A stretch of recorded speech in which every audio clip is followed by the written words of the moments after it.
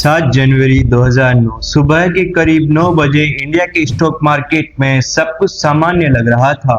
Investor अपने terminals खोल रहे थे, एम्प्लॉइज ऑफिस पहुंच रहे थे और देश की सबसे बड़ी आईटी कंपनीज में से एक सत्यम कंप्यूटर सर्विस अपना रोज का काम शुरू कर रही थी। लेकिन किसी को अंदाजा नहीं था कि अगले कुछ घंटों में भारत के कॉर्पोरेट इतिहास का सबसे बड़ा धमाका होने वाला है। उस दिन एक लेटर पब्लिश हुआ। ये कोई एनोनिमस ईमेल नहीं था, ना ही किसी जर्नलिस्ट की इन्वेस्टिगेशन, ना किसी गवर्नमेंट एजेंसी की रिपोर्ट। ये लेटर लिखा था कुछ कंपनी के फाउंडर और चेयरमैन बी रामालिंगा राजू ने। उस लेटर में जो लिखा था उसने पूरे देश को शॉक में डाल दिया। सालों से इन्वेस्टर्स को जो प्रॉफिट दिखाए जा रहे थे वो असली नहीं थे। कंपनी के अकाउंट्स में जो हजारों करोड़ रुपए जो कैश दिखाया गया था वो मौजूद ही नहीं था। और जिस कंपनी को इंडिया की आईटी सक्सेस स्टोरी मानते थे उसकी बुनियाद धीरे धीरे बड़े झूठ पर खड़ी की गई थी। सिर्फ कुछ घंटों में शेयर प्राइसेस टूटने लगे, इन्वेस्टर्स घबरा गए, एम्प्लॉइज को समझ नहीं आ रहा था कि उनकी नौकरी का क्या होगा।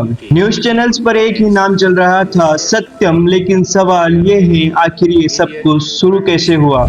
इस सवाल का जवाब जानने के लिए हमें वक्त में पीछे जाना होगा, बहुत पीछे। उस समय सत्यम सिर्फ एक सपना थी और रामालिंगा राजू एक एम्बिशियस बिजनेसमैन। 1987 में शुरू हुई सत्यम अब धीरे धीरे इंडिया की सबसे तेजी से बढ़ने वाली आईटी कंपनीज में से शामिल होने लगी थी। 90s का दौर इंडियन आईटी इंडस्ट्री के लिए सुनहरा समय था। दुनिया भर की कंपनी अपना सॉफ्टवेयर डेवलपमेंट इंडिया को आउटसोर्स करने में लगी थी और सत्यम इस मौके का पूरा फायदा उठा रही थी। आज जब हम सत्यम स्कैम को देखते हैं तो लगता है ये बहुत बड़ी साजिश थी, लेकिन असल में ये कहानी एक ही दिन में शुरू नहीं हुई थी और ना ही किसी ने पहले दिन सोचा था कि एक दिन हजारों करोड़ों का फ्रॉड सामने आएगा। शुरुआत बहुत छोटी थी, इतनी छोटी कि शायद उस वक्त किसी को उसकी गंभीरता का अंदाजा भी नहीं था। सत्यम एक लिस्टेड कंपनी थी। हर 3 महीने में उसे अपने फाइनेंशियल रिजल्ट पब्लिश करने होते थे। इन्वेस्टर्स उन रिजल्ट को देखते थे, एनालिस्ट्स उनका एनालिसिस करते थे और शेयर प्राइसेस उनकी नंबर पर निर्भर करता था। और अब समस्या यह थी कि मार्केट की एक्सपेक्टेशन लगातार बढ़ती रही, लेकिन बिजनेस हमेशा एक्सपेक्टेशन के हिसाब से नहीं चलता। कभी क्लाइंट्स कम मिलते हैं, कभी प्रोजेक्ट डिले हो जाते हैं, कभी ग्रोथ धीमी पड़ जाती है और ऐसा ही कुछ सत्यम के साथ भी होने लगा। लेकिन मैनेजमेंट को डर था कि अगर असली नंबर दिखाए गए तो इन्वेस्टर्स का भरोसा टूट सकता है और यहीं पर लिया गया पहला गलत फैसला। कहा जाता है कि प्रॉफिट्स को थोड़ा बेहतर दिखाया गया, सिर्फ इतना कि मार्केट निराश न हो। शायद उस वक्त सोचा गया होगा कि अगले क्वार्टर में परफॉर्मेंस सुधर जाएगी और फिर सब ठीक हो जाएगा, लेकिन ऐसा कुछ नहीं हुआ। अगला क्वार्टर आया तो पिछले झूठ को छिपाने के लिए नए नंबर्स की जरूरत थी, फिर एक और एडजस्टमेंट, फिर एक और धीरे धीरे कंपनी के कागजों पर दिखने वाली दुनिया और असल दुनिया दोनों अलग होने लगी थी। जो प्रॉफिट रिपोर्ट्स में दिख रहा था वो बैंक अकाउंट में नहीं था। जो कैश बैलेंस इन्वेस्टर्स को दिखाया जा रहा था वो हकीकत में मौजूद नहीं था। लेकिन बाहर से सब कुछ परफेक्ट लग रहा था। अवार्ड्स मिल रहे थे, मीडिया तारीफ कर रही थी, क्लाइंट्स आ रहे थे, शेयर होल्डर खुश थे और जितनी कंपनी बड़ी होती गई उतना ही बड़ा होता गया उस झूठ का बोझ। अब समस्या सिर्फ फ्रॉड की नहीं थी, अब समस्या ये थी कि अगर सच सामने आ गया तो पूरा साम्राज्य एक ही झटके में गिर सकता था। और फिर आया वो साल जब पहली बार इस झूठ को बचाना लगभग नामुमकिन लगने लगा। 2008 दुनिया की इकोनॉमी एक बड़े तूफान की तरफ बढ़ रही थी और सत्यम के लिए ये तूफान सब कुछ बदलने वाला था। 2008 दुनिया एक बड़े फाइनेंशियल क्राइसिस से गुजर रही थी। अमेरिका के बैंक्स गिर रहे थे, शेयर मार्केट टूट रहे थे और पूरी दुनिया में कंपनीज कॉस्ट कटिंग करने लगी। इसका असर इंडियन आईटी इंडस्ट्रीज पर भी पड़ रहा था। लेकिन सत्यम की प्रॉब्लम सिर्फ ग्लोबल रजिस्ट्रेशन नहीं थी, असली प्रॉब्लम उसके अंदर थी। सालों से बढ़ता हुआ झूठ अब इतना बड़ा हो चुका था कि उसे संभालना मुश्किल होता जा रहा था। कंपनी के रिकॉर्ड्स में दिखाया गया कैश हकीकत से बहुत अलग था और हर नए क्वार्टर के साथ ये गैप और बढ़ता जा रहा था। अब मैनेजमेंट के सामने एक ही सवाल था, आखिर इस गैप को भरा कैसे जाए? और फिर दिसंबर 2008 में एक ऐसा फैसला लिया गया जिसने पहली बार दुनिया का ध्यान सत्यम की तरफ खींच लिया। कंपनीज ने अनाउंस किया कि वो 2 कंपनीज मेटाज प्रॉपर्टीज और मेटाज इंफ्रा को खरीदने वाली हैं। करीब $1.6 बिलियन का ये डील मार्केट के लिए हैरान कर देने वाला था।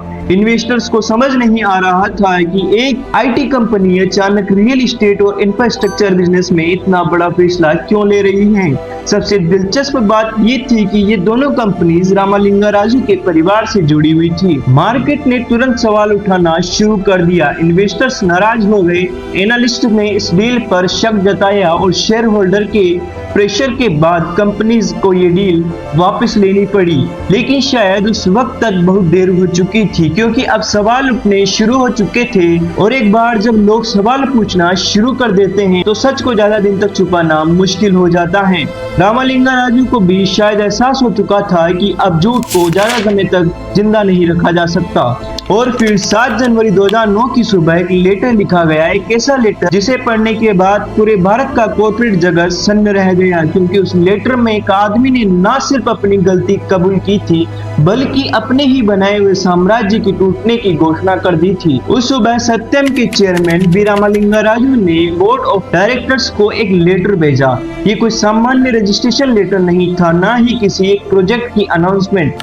ये एक ऐसा कन्फेशन था जिसने हजारों एम्प्लॉइज और पूरे कॉर्पोरेट इंडिया को शॉक में डाल दिया। लेटर में रामालिंगा राजू ने लिखा कि कंपनी के अकाउंट्स में दिखाया गया कैश और बैंक बैलेंस असली नहीं था। करीब 5000 करोड़ से ज्यादा केस सिर्फ कागजों पर मौजूद था। प्रॉफिट्स को बड़ा चढ़ाकर दिखाया गया था, लायबिलिटीज को कम दिखाया गया था और सालों से कंपनीज की फाइनेंशियल स्टेटमेंट हकीकत से बिल्कुल अलग तस्वीर दिखा रही थी। सबसे हैरान कर देने वाली बात ये थी कि इस फ्रॉड को किसी एजेंसी ने एक्सपोज नहीं किया था, ना ही किसी जर्नलिस्ट ने और ना ही किसी कॉम्पिटिटर ने। ये सच खुद उस आदमी ने बताया था जिसने इस कंपनी को खड़ा किया था। अपने लेटर में रामालिंगा राजू ने लिखा कि ये सब एक ऐसे शेर की सवारी करने जैसा था जिसे करना मुश्किल हो गया था। एक छोटा सा गैप सालों में इतना बड़ा हो चुका था कि उसे बढ़ना अब मुमकिन नहीं था और अब उनके पास सच बोलने के अलावा कोई रास्ता नहीं बचा था। जैसे ही ये लेटर पब्लिश हुआ तो मार्केट में अफरा तफरी मच गई। इन्वेस्टर्स को यकीन नहीं हो रहा था कि सत्यम के शेयर्स, जो कभी इन्वेस्टर्स के फेवरेट हुआ करते थे, तेजी से गिरने लगे। एक ही दिन में अरबों रुपए मार्केट से गायब हो गए। न्यूज चैनल्स पर बस एक ही नाम था, सत्यम। एम्प्लॉयज के लिए किसी बुरे सपने से कम नहीं था। हजारों लोगों को समझ नहीं आ रहा था कि कंपनी का क्या होगा। क्या उनकी नौकरियां बचेंगी? क्या क्लाइंट कंपनी के साथ रहेंगे या फिर इंडिया की सबसे बड़ी आईटी कंपनी में से एक सत्यम उनकी आंखों के सामने खत्म हो जाएगी। और अब पहली बार रामालिंगा राजू का फ्यूचर नहीं बल्कि 50,000 से ज्यादा एम्प्लॉइज का फ्यूचर दांव पर लगा हुआ था। और इसी के साथ सरकार को भी इस मामले में कदम उठाना पड़ा, क्योंकि अगर सत्यम डूबी तो उसके साथ सिर्फ एक कंपनी नहीं बल्कि पूरे इंडियन आईटी सेक्टर की क्रेडिबिलिटी पर सवाल उठ सकता था। और अब शुरू होने वाली थी सत्यम को बचाने की रेस कि अब सत्यम को कौन संभालेगा, क्योंकि जिस मैनेजमेंट ने कंपनी को खड़ा किया था उसी पर भरोसा खत्म हो चुका था। और यही वजह थी कि भारत सरकार को इस मामले में तुरंत कदम उठाना पड़ा, क्योंकि अगर सत्यम डूबती तो दुनिया भर में एक गलत संदेश जाता कि शायद इंडियन आईटी कंपनीज पर भरोसा नहीं किया जा सकता। सरकार ने तुरंत पुराने बोर्ड को हटा दिया और नए डायरेक्टर्स की एक टीम बनाई। अब उनके सामने एक ही मिशन था, समय बहुत कम था, कैश की कमी थी, क्लाइंट्स डरे हुए थे, एम्प्लॉयज अनिश्चितता में थे और मीडिया का प्रेशर अलग था। लेकिन इन सब के बीच एक चीज सबसे ज्यादा जरूरी थी, ट्रस्ट, क्योंकि बिजनेस में पैसे से भी ज्यादा कीमती होता है भरोसा, और सत्यम ने वही खो दिया था। नए बोर्ड ने क्लाइंट से बात करनी शुरू की, एम्प्लॉयज को भरोसा दिलाया गया, कंपनीज के ऑपरेशंस को चलाए रखने की कोशिश की गई। लेकिन ये साफ था कि टेम्पररी मेजर्स से बात नहीं बनेगी। सत्यम को एक नए मालिक की जरूरत थी, एक ऐसे ग्रुप की जो न सिर्फ कंपनी का पैसा दे सके बल्कि उसका खोया हुआ भरोसा भी ला सके। और इसी के साथ पूरे देश की नजर एक सवाल पर टिक गई, कौन खरीदेगा सत्यम को? क्योंकि जिस कंपनी को कभी इंडिया की सक्सेस स्टोरी कहा जाता था, आज उसी कंपनी को बचाने के लिए एक नया सहारा चाहिए था। और कुछ ही हफ्तों बाद एक नाम सामने आया जिसने न सिर्फ सत्यम को बचाया बल्कि उसकी पहचान को भी हमेशा के लिए बदल दिया। उस नाम को हम जानते हैं टेक महिंद्रा के नाम से। अप्रैल 2009 में टेक महिंद्रा ने सत्यम में कंट्रोलिंग स्टेक हासिल कर लिया। ये सिर्फ एक कंपनी को खरीदना नहीं था, ये एक डूबते हुए जहाज को बचाने की जिम्मेदारी लेना था। उस वक्त सबसे बड़ी चुनौती पैसा नहीं थी, सबसे बड़ी चुनौती चुनौती थी भरोसा। क्लाइंट्स को भरोसा दिलाना था, एम्प्लॉयज को भरोसा दिलाना था और दुनिया को ये दिखाना था कि सत्यम की कहानी अभी खत्म नहीं हुई है। धीरे धीरे कंपनीज ने अपने ऑपरेशंस को स्थिर करना शुरू किया, क्लाइंट्स वापस भरोसा करने लगे, एम्प्लॉयज ने कंपनी के साथ खड़े रहने का फैसला किया और फिर एक नाम सामने आया, महिंद्रा सत्यम। ये सिर्फ एक नाम का बदलाव नहीं था, नए युग की शुरुआत थी, लेकिन असली बदलाव अभी बाकी था।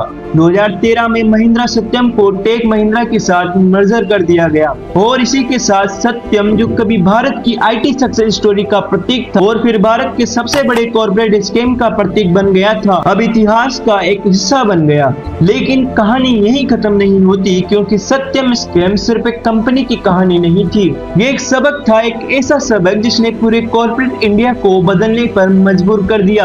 कंपनी ने अपने गवर्नेंस पर ध्यान देना शुरू किया, रेगुलेटर्स और सख्त हुए, इन्वेस्टर ज्यादा सतर्क हो गए और बोर्डरूम में से एक ही बात बार बार दोहराई जाने लगी कि ग्रोथ जरूरी है, लेकिन भरोसा उससे भी ज्यादा जरूरी है, क्योंकि एक कंपनी पैसे के बिना कुछ समय तक जिंदा रह सकती है, लेकिन भरोसे के बिना एक दिन भी नहीं। और शायद इसीलिए 2009 का वो लीडर आज भी भारत के कॉर्पोरेट इतिहास का सबसे काले अध्यायों में से एक माना जाता है, क्योंकि उसने एक ऐसी सच्चाई सामने रखी जिसे दुनिया कभी भुला नहीं पाएगी। मैं मिलूंगा आपसे एक और कहानी के साथ, और अगर वीडियो अच्छा लगा हो तो वीडियो को लाइक एवं चैनल को सब्सक्राइब करना ना भूलें। Thanks for watching.